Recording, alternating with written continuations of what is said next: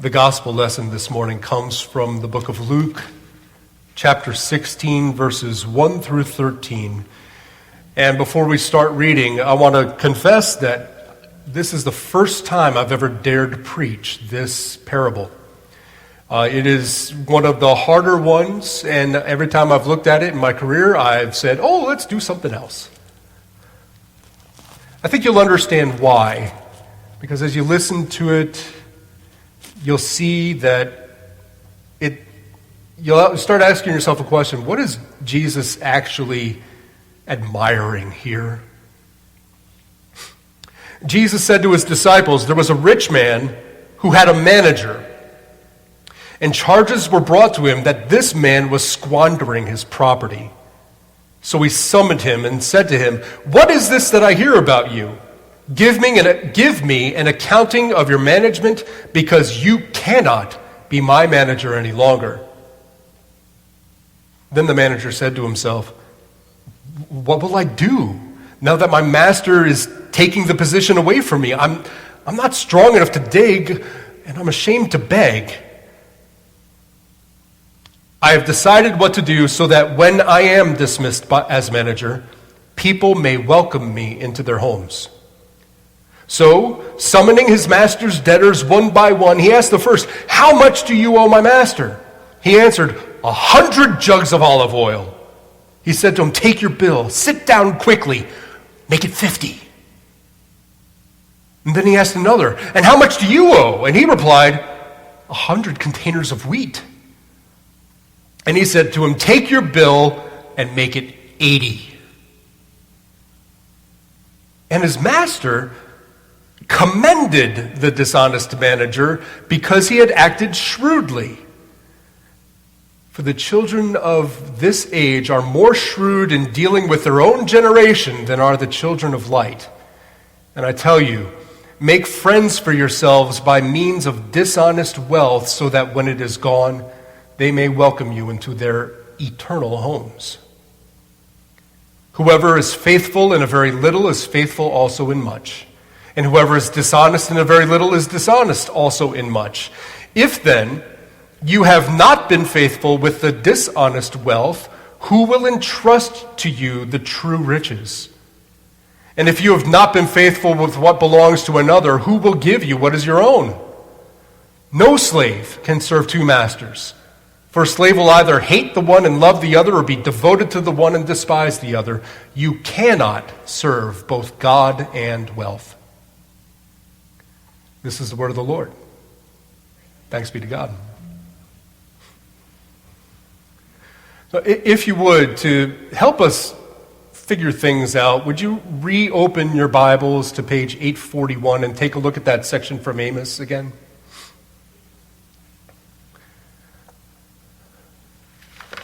We're going to start with that reading, and I want you to notice how it is that in these few verses, what did I say, 841?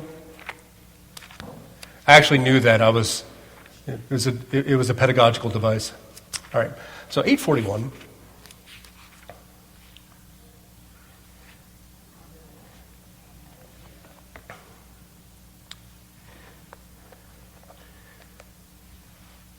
In these few short verses, Amos is getting after a whole lot of practices that some unjust business leaders are doing during this day.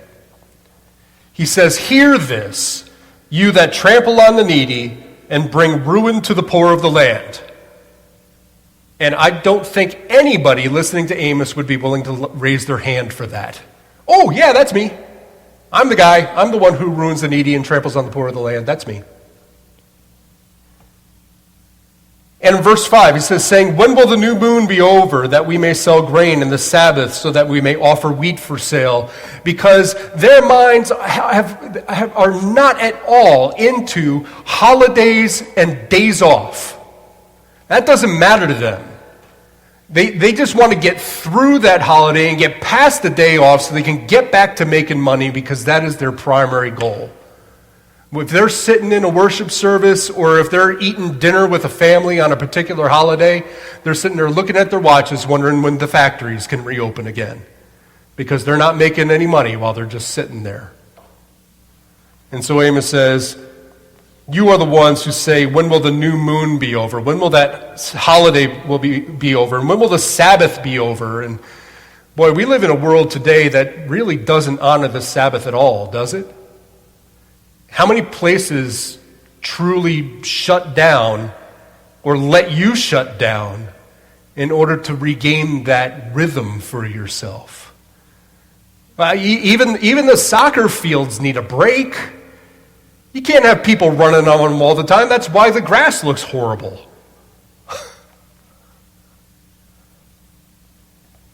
Then, we will make the ephah small and the shekel great, because the shekel is the big coin that they carry around. The ephah is the little coin that the poor carry around. And so we're going to manipulate the currency so that we get just a little bit more out of every transaction on both ends of the deal. And we will practice deceit with false balances because they're trying to find a way in every transaction to get more money, whether it's fair or not. And then they talk about how they buy the poor. Not hire the poor, buy them, own them. And so if you're a regular run-of-the-mill poor person, you could be bought for maybe a piece of silver or maybe 3 pieces of popcorn. I could buy you for 3 pieces of popcorn and keep you indebted to me for the rest of your life. You want to know why? Because in business, the golden rule is those with the gold rule. And so if I've got all the popcorn and you need popcorn, I'm going to keep writing the rules so that you keep needing my popcorn. You get it? I could buy you, if you're a run-of-the-mill poor person, for 1 piece of silver. If you are a truly destitute person, I could buy you for a pair of sandals. Just put shoes on your feet, and you'll be indebted to me for the rest of your life. And I think about, for example, anybody here like chocolate? All right, this is another reason to buy popcorn today instead of chocolate. The beans that are harvested for making chocolate are harvested by people who. What am I working on here? Oh yeah, are harvested by people who don't even have enough money to buy the chocolate themselves. They're getting paid so little money, and their kids are going out to go pick these beans in order to make money for their families, and they're getting paid so little money. The kids don't even go to school because they got to go pick these beans, and they got to open them up and dry them out and bag them up so that they're shipped off to the major chocolate manufacturers. And then we go to buy a candy bar like $1.69. Don't we? We do. And then look at this other thing that they do. Not only are they buying the poor for silver and the needy for a pair of sandals, they're taking a look at what the poor people can afford to eat because they know how much they're paying them. And they figure, let's monetize the garbage of our production line. Let's monetize our waste product. And so they're sweeping up the floor after all the grain's been ground. And they're getting with the sweepings of the wheat, the chaff and dirt and little tiny stones and whatever the oxen left behind while they were driving the mill in the first place. And then they're bagging that up to sell to the poor. There's ways that greed drives poverty and keeps people locked in poverty. Just that idea of selling the sweepings with the wheat. Well, obviously, they're making some good wheat, right? So I guess the best wheat is going to wind up at Whole Foods or Trader Joe's, and then the regular wheat is going to wind up maybe at Giant or ShopRite, and the sweepings, are going to wind up in the corner store. Play with that idea. Have you ever been into a neighborhood in Baltimore that's a food desert? Y'all know what a food desert is? Where people who have transportation issues can't walk to a store to buy actual food, and so they're reliant on the corner store to buy things that are loaded up with sugar and loaded up with salt and loaded up with fats, because these are foods that last longer on the shelf, and it just exacerbates the dietary issues of the poor. Plus, the profit margins are through the roof. Amos, in just these few verses, is getting after greed. Because Amos recognizes this, that when people talk about the problem of poverty or the problem of the poor, Amos knows that the problem of the poor is a symptom, and that the disease that is rampant and even encouraged is greed. If you can identify ways that this word from Amos, 2,800 years old, is still in play today, raise your hand. So I think it's fairly safe to say that if it's been happening for at least 2,800 years, it was probably happening when Jesus was around. And I think that the rich guy and the dishonest manager were players in the game. I think that both of them were the kind of people that Amos would be getting down on. Now, here's why I think that. First, the rich dude himself, he's got to be of questionable character. For one thing, it's very rare for Jesus to tell a parable in which the rich person is the hero. You almost never see that coming from Jesus. So the rich person's almost never the hero. That's hint number one. Hint number two is that he hires a dishonest manager. He knows that the guy is dishonest. So what? That's normal. That's just kind of the way things go. And then when the dishonest manager jilts him out of the stuff that is a contractual obligation for him to receive, he looks at him and thinks, well, that was smart. He admires his dishonesty because that's good business. So the rich guy is not a hero. Neither is the dishonest guy a hero. Because the dishonest guy is just going around knocking down everybody's debt. If he were a good guy, he'd be eliminating the debt, don't you think? But he's not doing that. He's trying to find a way to work himself into somebody's favor so that when he loses his job and loses his home, becomes unemployed and homeless, someone will take him in. That's the whole purpose behind what he is doing. There is no shiny good person in this story. There's no Samaritan in the story who cares for his enemy. There's no widow in the story who gives the last 2 cents of what she owns. We've got a crooked rich man and a dishonest guy managing the dude's dealings. We've got no heroes. Just a normal, unfair world where the golden rule comes in 3 parts. None of them are actually what Jesus said. The first golden rule of a greedy society is that you do unto others as has been done to you. So if somebody has ripped you off, you get to rip somebody else off. That's part of the golden rule in a greedy society. Another golden rule, do unto others and then run. Have you heard that one before? And the most powerful of them I already mentioned, those with the gold rule. It may be the way the world works, where the rich write the rules that justify their greed as standard business practice. When I was working in contracting in New York, we became aware of a contractor, a big developer, who made it standard business practice. So, anybody here do contracting? Can I pretend? You look like a contractor. I was going to guess this. All right. So, big company, small company?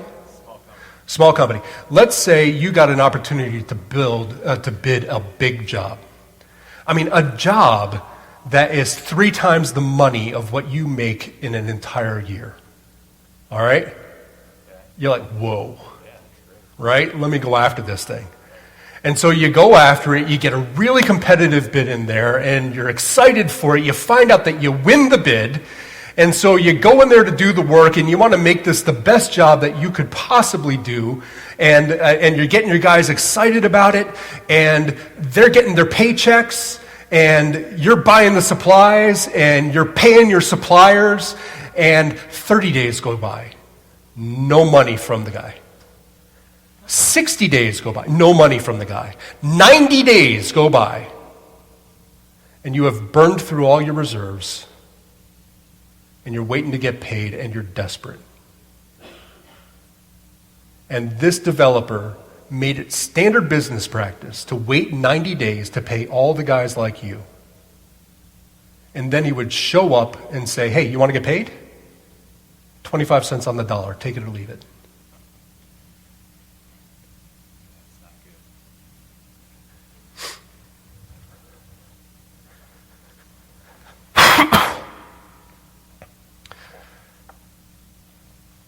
Those with the gold make the rules. Is it illegal to do what he did? It's not illegal to not pay for 90 days. And it's not illegal to try to renegotiate a contract. It's unethical. It's wrong, but it's not criminal. Those with the gold rule. It may be standard business practice, but it falls well outside the lines of God's view of the way the world should work. Only in the ocean is the big fish supposed to get fat off the little fish. Only in the wild is the fittest supposed to survive. Humans who fear God ought to know better. Humans aren't fish. And so the manager goes out trying to buy some friends. And honestly, when he's out trying to buy friends, this is what Jesus admires. Jesus doesn't admire the dishonest way that he's doing it. Jesus admires that he recognizes what the purpose of the money is for. It's not for the sake of accumulating and holding and hoarding and getting more and more. All right, you know that thing that I sometimes do where I go off on a tangent and then I kick myself later for going off on the tangent? All right, I'm going to take that chance right now. Donna's like, no, Pastor Dave, don't go there. I just want to say, one of the most frustrating things that business was that, hey, Mariah, can you figure out what's happening with this thing? It keeps cutting in and out. I don't know what's going on over there. Maybe that's God's way of saying I shouldn't tell you this, but I'm going to do it anyway. One of the most frustrating things that I read in business this week is that shell corporations created for the sake of hiding money from taxes. Shell corporations currently hold $15 trillion of the world's wealth sheltered from taxes. 85% of them are located in Ireland. Doesn't that frustrate you? Are you able to shelter your allowance from taxes? You don't have to pay taxes, do you? So you're like your own little shell corporation. You get all this money, you can spend it however you want, but you still have to pay taxes on what you buy, right? Right. I'm going to guess that Dave doesn't own any shell corporations. I'm in Ireland, though. I met him. Yeah. Those with the gold rule. They write the rules that let them do these things. Oh, it frustrates the heck out of me. All right. So, yeah, maybe that wasn't worth the tangent. The manager, he's out there trying to buy some friends. What Jesus admires is that he recognizes that the purpose of money is not to hoard it and to put it in these shell corporations.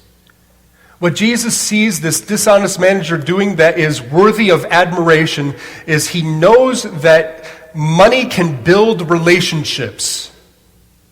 He knows that that money can be part of how you build community. Let's go back to the popcorn example. If I were to take all of your popcorn all the time, you would not see me as your friend, would you? If I share my popcorn with you, because I got lots and you don't have any, do you see me as your friend then? If people are nice to you in school when you need something, like you need a pencil, somebody gives you a pencil, is that a friendly thing? But if the guy's got a whole pencil case full of 20 freshly sharpened number 2 Ticonderogas, and you're not getting one of them, is he your friend? This is what Jesus admires about him. Because he knows that the real value of the money is not in how he managed it and how the other guy hoarded it. He is at a point in his life where he recognizes, I need people more than I need cash.